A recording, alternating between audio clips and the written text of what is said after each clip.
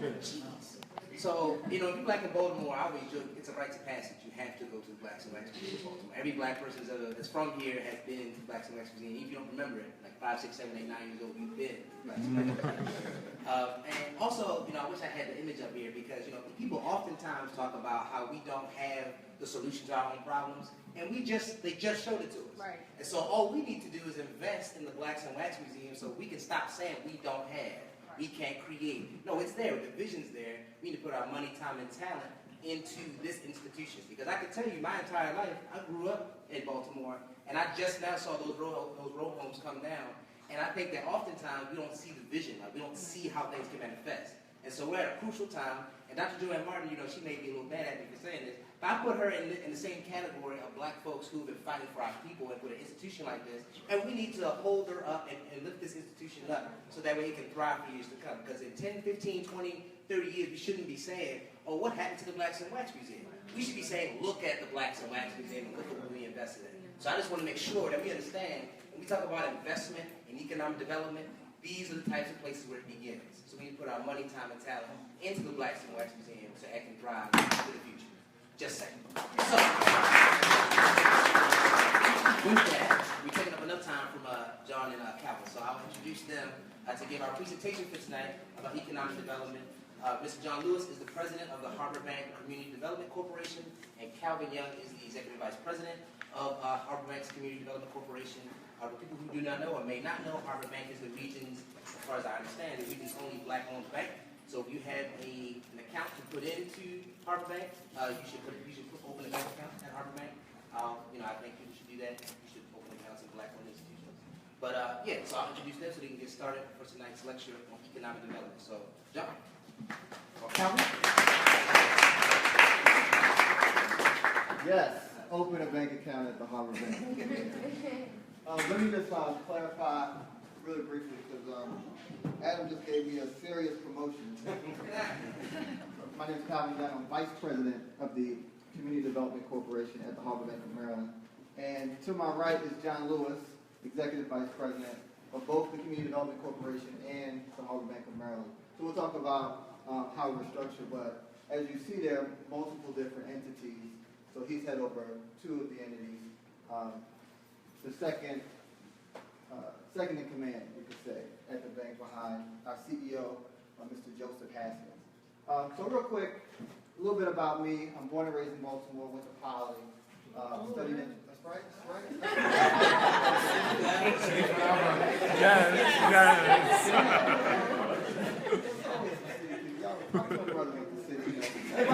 He's smart. Everybody can't make the best decision.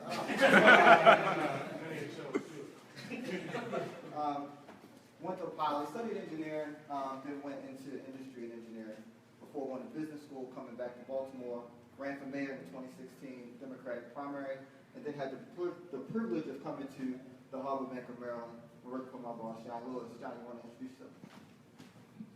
Good evening. How is everyone? Good evening. John Lewis. I think Calvin's got a little brief thing on the bio, but I've been in the area for about 10 years at this point. Every day I get up, I come to Harbor Bank, and it's a job that, people say get the job that you would do for free. And while I wouldn't do it for free, I would definitely do it for a discount. That's because the work here, the opportunity here, and the people here is just amazing. So Calvin will tell you a little bit more about our organization, but thrilled to be here. We're going to go through a little bit of a framework that we think is really important. We hear everyone talking about economic development and community development, and there's some theory and there's some real frameworks that help you think about what's happening in your community and the things that you want to happen in your community. So we'll go through that and then we'll have a little bit of a Q&A. So I think our presentation will last somewhere about 25 to 30 minutes.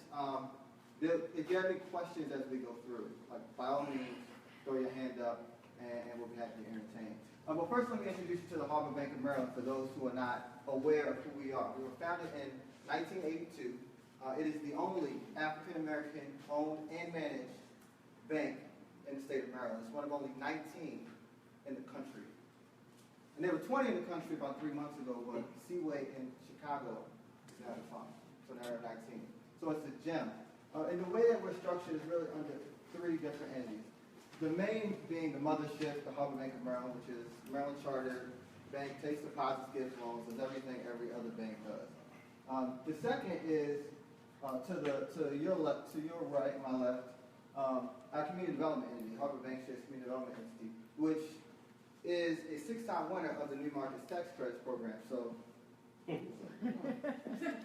6-time winner of the New Markets Tax Credits Program. New Markets Tax Credits Program is a program from the United States Treasury where entities like us get tax credits and put it into different projects in communities, specifically low-income and distressed communities. We have gotten, in those 6 allocations, $244 million worth of tax credits. And we've put that out into many great projects around the city, including the Biopark, the University of Maryland Biopark, the Henderson Hopkins School on the east side, the 1812 Ashland Avenue, which is one of the new science and technology buildings not too far down the street, and EBDI, and a host of other projects, including Habitat for Humanity. Now, one thing I do want to say is that our most recent allocation for $70 million, one was the same amount that Goldman Sachs got. So it tells you about how effective we are at deploying the capital. But then number 2, so far to date, we've put out $59 million of that into projects around Baltimore and DC. That is the highest of any entity in the country in dollar amount and in percentage of allocation. So when we talk about best in class, it's right here in Baltimore, and it's Black owned. That's pretty exciting. Again, those projects go on to create jobs. We created 4,000 jobs over the life of our different allocations. And to the left is where I sit, the Community Development Corporation, which is a 501c3 nonprofit founded in 2001, really focused to help do the things the bank couldn't do as regulation increased on banking in the last 2 to 3 decades. So what do I mean? What I mean is, one, we can provide at no cost advisory services to small businesses in Baltimore, which we do. Number 2, we also can help make loans work that could work back in the 80s or 90s, but can't work today because of those regulations. And we do that in a number of ways, one through the technical assistance, but also through loan guarantees. We do loans ourselves directly into businesses. We also can do stuff the bank doesn't do, things like convertible notes or straight equity investments into businesses. So if you have a business and you need help, by all means, get my card and John's card before we leave. John, go ahead. Cool. Let's go to the next slide. Are you holding? Are you going? I have a clicker. Oh, yeah. Oh, I need to click me back though, because I couldn't. A little bit. So this is our team. I'm not going to go into our bios too heavy. But one person I do want to point out is Joseph Haskins, who's our chairman and CEO. Joseph Haskins is the longest-serving banking executive and CEO in the state of Maryland. He is also, I don't know if any of you guys have met Joseph Haskins, but he was considered number 7, I think it was about 7 years ago, the number 7 most influential person in the state of Maryland. So if you haven't come to Holcomb Bank and met Joseph Haskins, I think you should definitely come get to know him and who he is and what he's meant to our community for many, many years. John? Thank you. So every good presentation has to have quotes in here. So here are some quotes that we think are particularly relevant. And I won't read them for you, but they speak to where Baltimore is right now, right? So there's been a great recognition that Baltimore is on an economic upswing. There's a whole article written about how Baltimore is now the economic engine for the state of Maryland. So what we're talking about in this presentation is economic development, right? And one of the key points to take away is that when you talk about economic development, you've got to look and be granular in some way, right? So we can talk about Baltimore as a whole, and Baltimore as a whole can be healthy. But when we talk about economic development in communities, then you get into the issue of whether there's equity on how that growth is shared, whether everyone is participating. So what we're talking about is a framework to look at that growth that's happening, but also to be able to look at how do we make that growth relevant to your community, in your neighborhood. Well, certainly, yes, we all are in Baltimore as a whole, but the effects of what's happening in Baltimore may be divergent, right? And growth may actually some of those things worse for certain communities. So, you know, one of the just economic development things I think everyone should listen to or read is Where Do We Go From Here, which was a speech in a book that Martin Luther King penned at the late period in his life. And, you know, he is a towering theologian, which everybody knows, and a civil rights activist. But when you listen to this speech, you realize he actually, you know, is a brilliant economic theorist and really talks about development in a way that we don't hear a lot of people recognize the work that he did there. But in that speech, one of the quotes is certainly worth reading, is that he says, of the bad things in life, the Negro is double a portion of what whites do. Let's move to the next slide.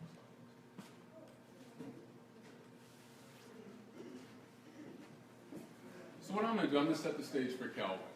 But what we're going to do is we're going to go through a series of maps. Because we talk about community development and economic development, we really need to have a baseline of what this looks like. So this is a map that shows the black population of Baltimore. So Baltimore is a city that is 63% African American, another 4% in total Latino and Asian, so 67% minority. The darkest shaded regions represent areas that are more than 75% black. So everyone look at this map, and I'll steal a little bit of my own thunder. But as I go through these maps, you are going to see a distinct pattern. So look at the colors every time you look at these maps, right? So we see distinctly African Americans in East and West Baltimore. So now moving to the second map. So everyone talks about redlining, right? So somebody tell me what redlining was.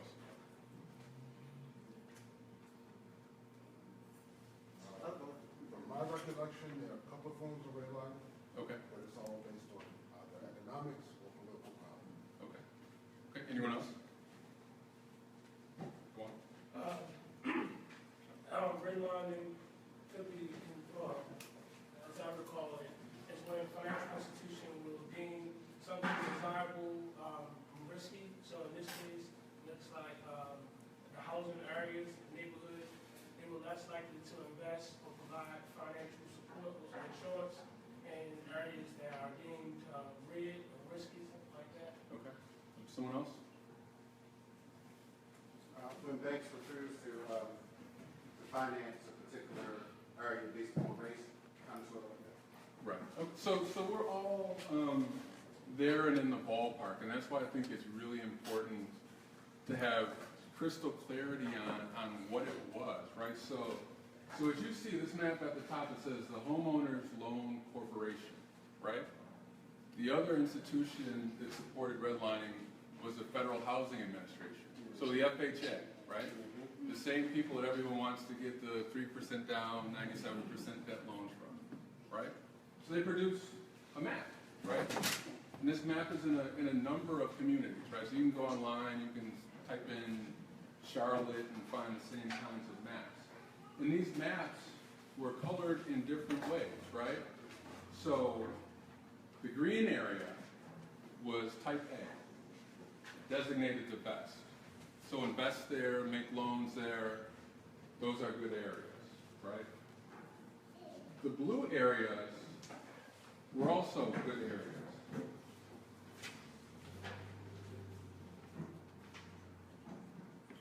Formally designated as still desirable.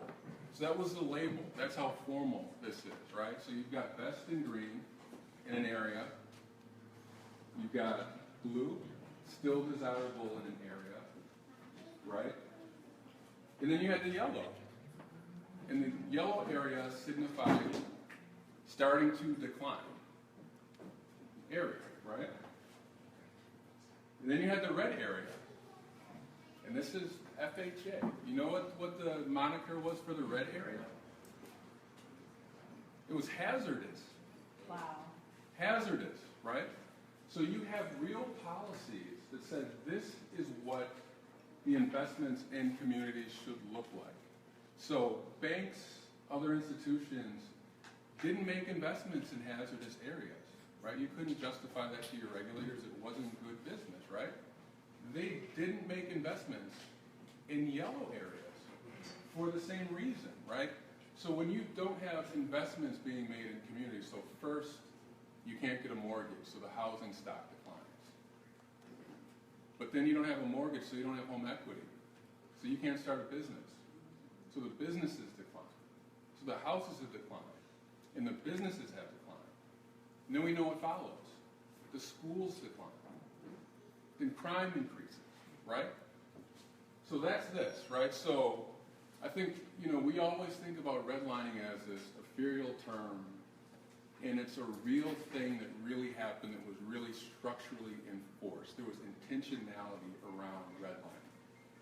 All of you are so much younger than I, and you're so high-tech, and you have the nice, pretty pictures. But from the low-tech end, they would actually draw a red line around those areas. Before they got high-tech and the pretty pictures like you see here, they would actually draw a red line around those areas where they would, as he's saying, hazardous, don't invest. Right. Actually a red line. Absolutely, and this map is from 1937. So this is the real map. So if we can go to the next slide. So when I say this is intentional policy, one of the other things that I want people to be comfortable with is, it's PC and it's of the date to think that people don't have a claim on something, right? Reparations is a bad word. Wealth transfer is a bad word. But as I just showed to you, there was intentionality around the destruction of neighborhoods, right? And it takes intentionality to bring neighborhoods back. So when we look at this map, again, right, we see a pattern in the colors here.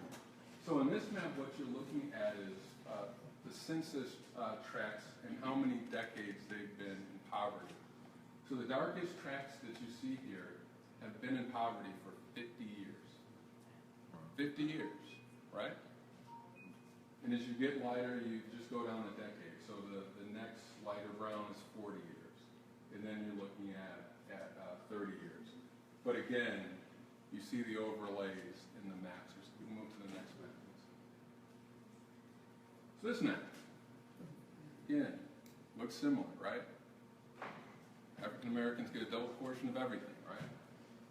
So when we look at the red here, this red is showing unemployment. The unemployment rates in the red areas exceed 51%. This is 2013. We can go to the next map. This is food deserts. We can go to the next map. So we make light of this, but this is tree canopy. This is literally a map that shows you where there are trees and where there are no trees. So we go to the next map. So this is life expectancy. And this is what it all comes to, right? At the end of the day, these red areas have a life expectancy that is 20 years shorter than some of the green areas. So all of this stuff literally kills you. It literally kills you. And we're talking about a distance of less than 2 miles here, and 20 years less that you live. So we can move to the next slide. So Calvin will get into some of the theories and recommendations and structure here, but understanding the context is the intentionality around underinvestment and disinvestment in communities and the status of where we are today. So now we get to how you think about bringing these communities back. Thanks, John. That was great. So what I think you guys get from what John was sharing is the intentionality around how things have come to where they are. And in the same sense, there has to be intentionality about how we move forward. So what I want to attempt to do for you guys today is teach you a small piece of macroeconomics. How many people took macroeconomics in a class at some point? So actually a better question, how many people did not? Don't know how the economy, this is great. So for a lot of you guys, this is going to be really helpful. And the reason I'm sharing this is because what we want you to do is we want you to be able to think through this lens as you look at things that happen in your community. When you see developers coming in wanting to do different things, or when you see community organizations that are led by people that don't actually live in the community coming in trying to do things. You can think from that perspective, from this perspective, to understand, does it help me or does it not help me? Okay? So, first let's just get into the theory. This equation is the equation for GDP. Who knows what GDP is? That's easy. That was easy. That was good. So, but most people don't know how GDP is calculated. Okay? And when you think about GDP, you always think about it from the perspective of a country. So like the United States GDP versus China's GDP versus Russia's GDP. I'm going to give you the lens from the black community's GDP. And more specifically, your community's GDP. If it's Oliver, if it's Park Heights, if it's, give me another one. Where are you from? Anderson Village. The village, right? Wherever you're from, Appleton, right? Big town. I want you to think about this from that perspective. I need 2 volunteers. Hold on. You want me to come up? Yeah. Okay. I need another one though. Come on, guys. I'll 2 ladies. This is great. All right. Now it's diverse. This is good. Stand right. And face the audience. Perfect. Okay, I got 2 folks. They're a community. Okay, you're a farmer, you're a hunter. Okay? Now, every community, every country, right, has an output. Output is basically when you work. Work is time and energy. You put time and energy every day, you create stuff. You have different things that you can do with the stuff you create. Number 1, you can consume it. Number 2, you can invest in it. Number 3, you can export it. Okay? Other things can happen as well. Government can give you things. And if you don't output enough, if you don't create enough, but you need more, you can import. So you guys are farmers and hunters. So you hunt 5 rabbits a day. You farm 5 tomatoes every day. Now, each of you has a family, and you have to consume. Right? So let's say you consume 3 rabbits and 3 tomatoes in your family. That's consumption. That's C of your output. Now, you have a business, right? Your business is farming. Your business is hunting. So you still have 2 extra, right? Now, you can sell it or whatever, but ultimately that rabbit or that extra tomato can go towards building your business, right? Let's say you sold one of your rabbits, and then you took that money and you went and bought a bow and arrow. Now you can get 10 rabbits every day. That's an investment, into a productive asset for your business, okay? Government spending. So both of you guys are in the same community, same country. You need your area protected so that invaders don't come in, right? Government's going to pay for that. Ultimately, you're paying for it with your taxes, but together, it's cheaper because you're doing it together, as opposed to you having to figure it out and you have to figure it out. So you put your taxes up, government spends, or another one would be, you're a farmer, government gave you seeds. Now you can go be more productive because of that. Government spending is a part of your output. And then there are exports and imports. Again, you have access, you can give it away. You need more, it comes in. For GDP, you look at it as net imports and exports. So in this, it's either going to be an addition or a subtraction. So if I need 10 tomatoes in total, and I only made 8, then this number is going to subtract by 2 because I had to import these. Everybody understand? Mm-hmm. Okay, great. Thanks, guys. Awesome. All right, so we're going to look at each one of these from the perspective of the African American community. I need you guys to participate with me on this. Okay? So first, let's look at consumption in black households. What are different things that we consume as people in general? Food. Food is a great example. What else? Clothes. Okay, you guys are just reading off the slide. Cable. Cable's a great example. What else? Cell phone. Cell phone. Internet. Goods. Right. So I want you to think about this. Think about this. Nationally, a great example was an iPhone. Right? I bought an iPhone. I consume content off this iPhone, et cetera, et cetera. Most of that is created here in the United States. Right? But if I got it from China, then it's an import. okay? In the African American community, here's my question to you. How much of those different things that we just mentioned are created in our community and then consumed in our community? Very few, right? And why is that? Because there's not enough production. Right. Because we consume. But why is there enough production? Access, Opportunity. employment, business growth, education. So we're going to get to education in a sec. Flip to the next slide. I want to show you guys this real quick. Black Enterprise, every year does the Black Enterprise 100. Talks about the 100 biggest companies in the African American community in the United States. In 1982, Baltimore had 5 of them. 5 of them with total revenues of $168 million. None of these companies exist today.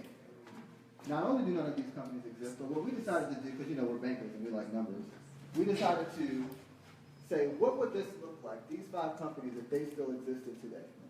First from revenue, and then from the amount of jobs that they created. They had $168 million in 1982, and they employed 1,100 people. In 2017, and this is just an increase of 6.5% year over year, which is pretty typical for a normal business that's being successful. That would mean $1.5 billion worth of revenues from those 5 companies. It would also mean almost 10,000 people employed. But they don't exist anymore today. For many different reasons, but and the point isn't to say why don't they exist. The point is to say these are companies that used to exist, that used to produce, that now don't produce, that now don't create jobs. So now to get those services, we have to then go out and get it. Go ahead, John. Just to underscore this, right? So nationally, 97% of African American owned businesses have no employees, 0 employees, right? So one, it's difficult to be successful and grow with no employees. But secondly, their average revenues is $56,000, right? So you start looking at this, and you think about it again from an economic development context. We're talking about 1,100 jobs in 1982, almost 10,000 jobs in today's day, right? So you have a number of jobs that have been lost. But what would the potential be if you had the consumption, buying goods from businesses in your community, and they were able to literally go from no employees to 1 employee, or 2 employees, or 3 employees? Because again, if we go back to the context, you see that certain communities, you have unemployment greater than 51%. So back to Adam's point, we can look for solutions in other places, but we can be part of the solution, if not the solution, ourselves with simple things such as consumption and thinking about how we spend our dollars and where we spend our dollars in the businesses that we support. So let's go to I, investment. So investment happens in a couple different ways. We spoke about investment in businesses, right? Investment also happens in terms of property and equipment. So what I want you guys to think about is if we're not investing and supporting and consuming with businesses that are Black owned, then those businesses don't ultimately have that extra capacity to invest in themselves and make themselves grow, right? Now training programs are actually something that's interesting. We wanted to bring this up because there are tons of training programs in poor communities, right? But a lot of times, those folks just end up with certificates and not jobs. So is that real output in the Black community? It's not. Go to the next slide. Government spending. Go ahead. So I want to embellish that point because it's important, right? So we followed that, and literally, right, there are places and conversations you can have where someone can show you the 8 certificates that they've gotten, right? I did a graduation for a workforce development program where we taught financial literacy, and each of the graduates left with 5 certificates, right? So what I always say in this economic development context is follow the money, right? So at the end of the day, if you did this certificate program and you didn't get a job, but you got a certificate, but there were funds that came to create a workforce development program, well, but where did the money go? That's right. And did it end up in your community? And was it some type of training that your community could have produced and built your community with those funds? So when you walk away from here, follow the money. Great point. So government spending. Oh, hold on, don't go there yet. I'm gonna get you on with that. Government spending. Throw out different government. So government spending, let me define it. It can be salaries for public servants. It could be government programs or even common costs like schools, police, etc. What are some government spendings that we know happen? Military, Military. criminal justice system, which is second in the nation. Prison is a good one. The Military police. is a great one. Healthcare. Police, healthcare. Well, now it's healthcare, hopefully it doesn't go away. Education. Okay. Roads, infrastructure. Who said that? That was good. That was great. So all these are different ways. Actually, roads is a good one. Let's look at local. Are there any other local investments? So when the city gives to different nonprofits, things like that, when the city does different things, those are investments that help make you more productive. Because again, if the roads are better, then you can drive to work. It's that simple, right? Now you're more productive. But I'm going to see if you guys learn a little bit. Go ahead and click the next slide. So, spending on corrections.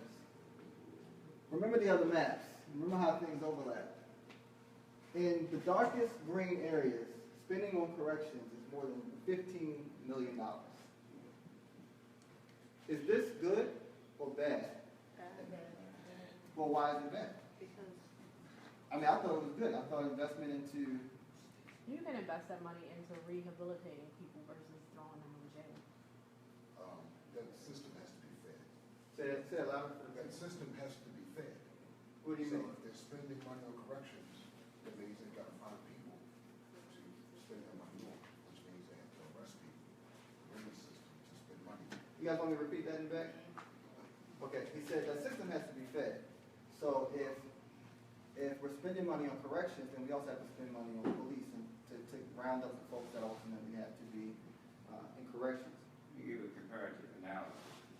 We're spending from a juvenile or adult, $35,000 to $50,000 per head. We don't spend that much on our children when they go to school. And it's by design. And last but not least, we're 28% of the population in the state of Maryland, where 80%, 75 to 80% just arrested, 95% just incarcerated. And that's a manifestation of innate racism. So I think the other thing that I think is important here is that, to your point, this is money that could be spent in other ways, right? But instead it's spent on incarceration, it's spent on police, but it is government spending into your community, technically. But then I want you to think about this. When we spend money on police in Sandtown, Winchester, is that money actually going into your community, or does that go to salaries for public servants? That was outside. That live outside. That's good. There are overtime. That guy's politically accurate. Another great example is Or nonprofits that don't live or operate within the community. nonprofits that have staffs that don't live in the community and wards that don't live in the community but operate in the community and get all the grant funding to work in your community to create good salaries that ultimately don't go to stores that are owned by you that are in your community, for services that you create that are in your community.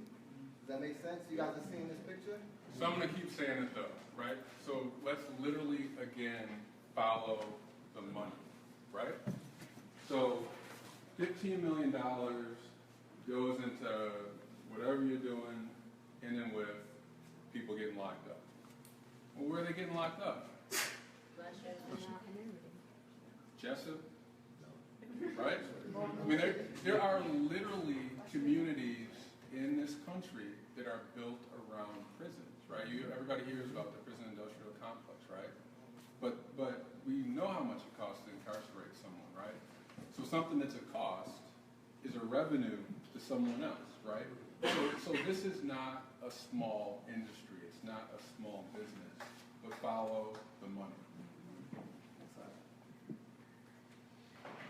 So the final slide on GDP and the way it works, thinking about it from your community, is exports again, I want you guys, I think you probably got it by now. But if you're not exporting, if you're not creating so that you can consume for yourself, so that you can invest in yourself, right, as a community, then you have to go out and get it from somewhere else so it can come in. So I want you to think about the person who owns the corner store, right? I want you to think about where you buy your clothes. I want you to think about who you get your taxes done with. I want to think about where you bank. And if you're not investing in those that are of you, then you ultimately have to import and somebody else is getting that flow of funds.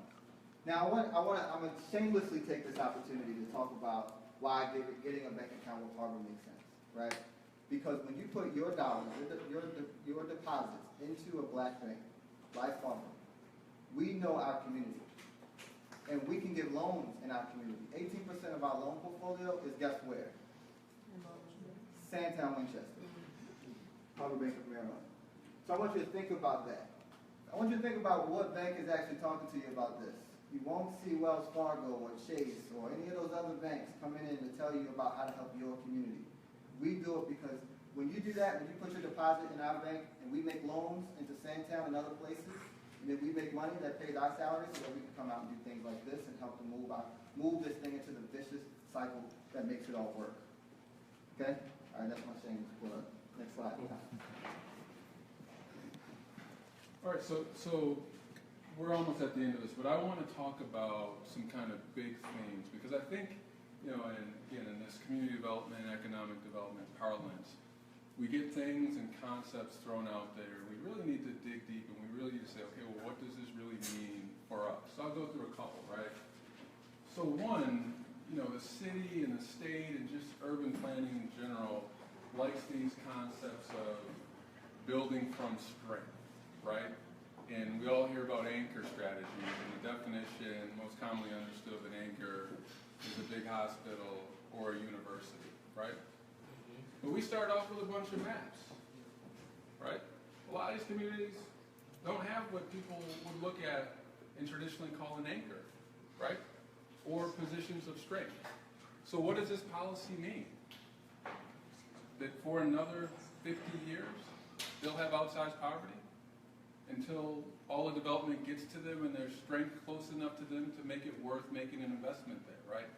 So part of the role, and Calvin went through it earlier, our new market tax credits have worked as a catalyst. Literally, when you cross MLK into Poppleton and you look at the first science and technology building that the University of Maryland has built there, we were influential in the conversation of University of Maryland literally crossing the street because we were able to put catalytic capital out and say cross the street. And now we look at what's happening now. When you look at East Baltimore Development, Inc., we put the first money into the first science and technology building there to get it built. 88-acre urban redevelopment, which is as daunting as what people think about with Park Heights right now. So we did that. Then we did another science and technology building. And then we said this community needs its own school. So we did Henderson Hopkins, right? And that's the kind of work that you've got to do because this idea that you can only build from a strength, it does not work for many communities. The second thing that people need to be conscious of is this idea, and it's got an economic name to it, but generally, you know, we know it as rising tides lift all boats. That's not true either, right? So if $100 comes into a city, and you get $2, and somebody gets 98, you shouldn't feel good that you got $2. Yeah, you're better off because now you have $2 that you didn't have. But guess what? If they get 98, and then they get 98, and then they get 98, and you get 2, and then you get 2, and then you get 2 more, all of a sudden you can't live where they live. You can't eat at the same restaurant. You're in 2 different worlds in no time. And they move to a position of leverage a lot quicker than you. They do. They do. So that's going to take me right into something contemporary, right? So we all just had this new budget come out, this new tax plan, right? And I won't even get into like what's getting cut and all that kind of stuff. But the thing that I want people to focus on, the thing that's not going to be part of the discussion is everyone says, oh, there's deficits, we can't afford this, and then the retort to that is that we're going to get a 9% growth rate because of these tax cuts, right? So who's we? So you asking the question, follow the money, right? But even if we get back, so let's say everything works out, we get 9% growth, right? So let's think about what that means. 9% real growth in an economy means that interest rates are going to be 9% plus inflation. So that means a reasonable return that you can expect on an investment is going to be 11, 12%. And I might be understating it, right? So, anybody get a raise last year? I didn't get a raise, right? Anybody get a raise? All right. So what's a good raise? What's a good raise? What raise would most people be happy with? 2%. 2%. Right. And that's good. 1%, right? So, but if I said 3.5%, you'd be like, that was a great year, right? So let's think about that, right? So this is what it says. If we get a 9% growth rate, right? That means every year the amount of money that you take home might, in a great scenario, be 3.5% more. And it's probably 1, it's probably 1.5, right? But if I've got a giant investment portfolio, and I'm just sitting at home chilling, right? My wealth is going up 11, 12% a year, right? And the median net worth of an African-American household in this country is $1,500. So that $1,500 is not making you a lot on that 12, 13%, right? And if you got greater than 51% unemployment in certain neighborhoods, you're not even getting that 3.5%, 1% income growth, right? So what you'll have, if you actually do have a 9% growth in the economy, is you will have hypercharged the already incredibly split economics and wealth disparity in this country. So there really are few things in this tax plan that are really for most people in the country, but pay attention to that, because that won't come out in the debate. You've got to say, even if this works, what does that look like for me and my community? And I'm not convinced that it's a good thing. So the last thing I would say is just financial literacy, right?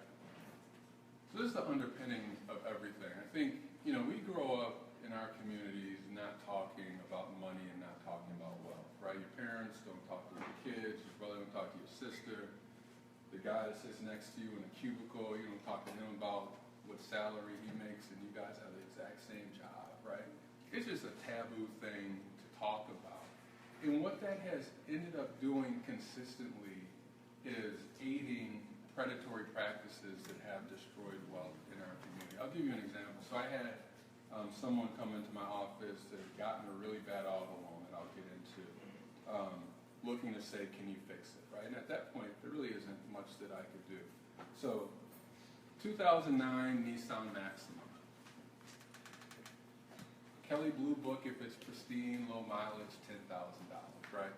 But he bought it from a car dealership as a used car, right? So we know a car dealership probably paid $3,000, $4,000 for this thing, right? So $3,000 car, this gentleman buys a car for $17,000. Now Blue Book could have been 10, but still overpaid by 7, right? And this is because he was in a workforce development program. Transportation doesn't work all that well going east to west. You need to get to work, need a car, right? So did it for the right reasons. Bad financial decision, right? So not only did we buy a $3,000 car for $17,000, but it was financed at 22%. Which means at the end of the day, this gentleman will pay $30,000 for a $3,000 car, right? But what I want to underscore with this, right, he didn't go to some corner car lot. He went to a real car dealership that sold used cars. And he got financing from a real international bank that originates the car financing and sells it into the secondary markets, right? So this is structural. But I say all that to say because I want to give you the context of it, right? So we talked about the median wealth of an African-American household being $1,500 nationally. I want you to really understand and think about what that means, right? So your net worth is your assets minus your liabilities, right? It's not score, but it's a tally. It's an accumulation, right? It's not income. It's what we really should be focused on. We really should be focused on wealth, right? But what it is what you save, right, at the end of every cycle, of every paycheck, of every month, of every year, right? It's what you have to show at the end of your life and give to your kids, right? So it's not only what you scrimped and saved, but it's what your parents scrimped and saved and gave to you, and your grandparents to them, right? And so on and so on and so on. So for the longest of African Americans that have been in this country, that's 400 years, right? So 400 years accumulates to $1,500, right? And then let's look at this. $3,000 car, $27,000 destruction of value. That is literally 7,600 years of African American wealth, lost in probably the 45 minutes it took for him to get on the lot and buy the car. So I say that to say, when you get in a situation where you're making big financial decisions, ask somebody. Ask a couple of people. Don't be embarrassed about it because, had that question been asked, 7,600 years of wealth would not have been destroyed. Go to the next slide. So here's some tangible strategies.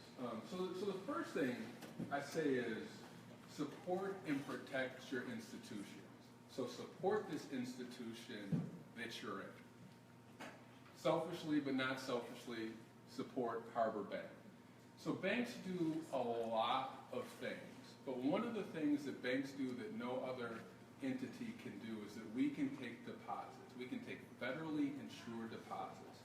So you can give us $250,000 and you are going to get it back. And what we're able to do with those deposits is I can take $1 of my own bank's money and I can take $9 of deposits and I can make it $10 loan. So every dollar of my own equity gets me $10 of investments. But even more when we talk about community development. So you know our branches are, or I hope you do. Well, you find out. But we've got a branch in Harbor East. Big shiny glass is still building. You look out and the water's there, right? But we've also got a branch in Park Heights. And you can go 15 blocks in any direction in Park Heights and you won't find another branch. So then you say, well, who services that community? Who keeps them away from check cashers and bad loans and all those things? Well, it's us. It's the work that we do.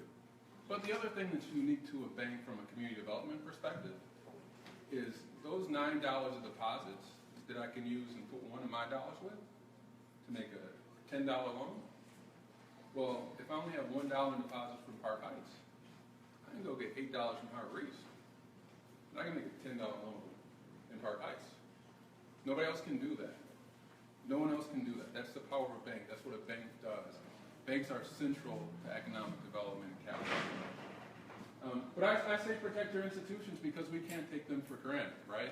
As Calvin mentioned, we're one of 19 African American owned and managed banks in the country. There used to be over 100 of them. There used to be 3 in this community. So when I talk about the work that we're able to do, when you lose 2 of them, that's a lot of capacity that doesn't exist. It existed as shortly as 8 years ago, right? But we've got, institutions like Sojourner Douglas College. We have the Black Enterprise 100 companies that we looked at that right now would have about 10,000 jobs in our community and the wealth associated with that, right? So protect your institutions. Secondly, build your institutions, right? So I said a couple of things. So I said, 1, follow the money. Other thing, ask the question, who gets the check? Who gets the check?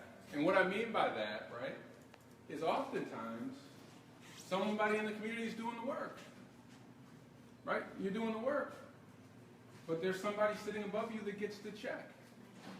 And you got to ask, what are you getting the check for? Because I'm doing the work, right? So build the capacity to get the check. Ask those questions. Evaluate the partnerships that you get into. And make sure that the deals that you're getting into are fair deals for you. And a considerable amount of our practice is advisory work around helping people to think about the deals that they're in. And we always say, we get accustomed to doing large deals. We've banked some large companies. We've looked at some large things. But the first time that you look at a $5 or $10 million deals, it's a monumental deal, right? You should have some advisory to that. So again, in this financial literacy vein, ask questions, seek out trusted advice, because you may have a decision like buying this car or a development that's happening in your community. And it may be something that's transformative and is only going to happen once in your lifetime. So let's get it right, right? And there are people that will help to do that work with you. Hey John, before you go to the next point, I actually want to share very quickly a quick story that Adam shared with me. So he's chairing the task force for the youth fund here in the city. Well, he had a conversation with some, I mean, we all know Adam. Adam's like, black people, everything, right? So he's like, so he says, well, these funds have to be managed by African Americans. So what African American institution in the city should take the check? And literally, a foundation leader in this town, white individual, white led, white board, said, there's no African American institution in this town that can take it. So we have to be comfortable giving it to a white institution to invest this money into the African American community. So when we talk about build institutions, his response was, no, we take this as an opportunity to build capacity. I didn't even tell you who it was. I already know. So that gets me jumping to the bottom point, right? So we love LBS because they advocate. Advocate. Fight your cause, right? Because if you get in a conversation with that like that where somebody says, well, there's no black institution that can take a check. I mean, we manage $300 million, right? We've leveraged funds of $2.5 billion. We are regulated by everybody. Every other week I have a regulator going through all our files. I can take a check as big as anybody wants to give us, and there are other organizations that can do that. But that voice doesn't always come out. So advocate. You have to advocate. All these things that we've been talking about, follow money, where's the check, all these things, someone has to be in the room and someone has to say it, or else you are going to get development that mirrors what we saw in all of those maps. Because structurally, it's frankly easier to make investments, to provide resources in certain areas because you don't have the challenge. You don't have to do catalytic things. You don't have to bring as many resources. But from a moral standpoint, from an ethical standpoint, from where the city needs to go, these are things that aren't easy, but there are things that need to happen. Everyone wants to talk about, kind of diversity and inclusion these days, right? Calvin and I are always having a discussion, kind of like Maslow's hierarchy, right? I mean, diversity is the smallest thing. It's like you get to come, right? You get here, we all feel good about that, right? Then it's inclusion, right? You get to come and maybe you get to say something, right? But we all still feel good because now you're here and you weren't here before, right? But we operate in a space of self-determination, which is the third, right? We do what we want to do and what we think we need to see done. And we don't have to ask a lot of people about it. Now, that doesn't mean we have all the resources in the world to do it and all these things, but it's a higher level. It is beyond diversity and it's beyond inclusion. But really where I think everyone is trying to get to, in an inclusive way, is self-actualization, right? To a place where people can be what they're meant to be and be doing the best work and working in their highest form. So hopefully, diversity and inclusion is good, it's where we are, we're making steps, but hopefully we start looking at self-determination in communities, that they really can have voice and be empowered to do the things that they want to see done. That's called freedom. Yeah. And then I'll jump back to the bullet before that. It's just support businesses owned in your community, right? And support them in a way where you're really supporting them, right? And so what I mean by that, right, is I could be home with my kids, right? I'm here because this is important, right? This is important, right? The work that we do is important, right? There are things that we do that are not monetary at the Harbor Bank of Maryland. But when, I get customers come in and we got 7 branches, we're $300 million. We're not a $2 trillion bank, right?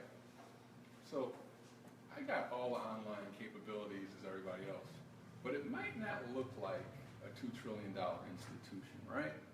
If you call me, I'm gonna call you back.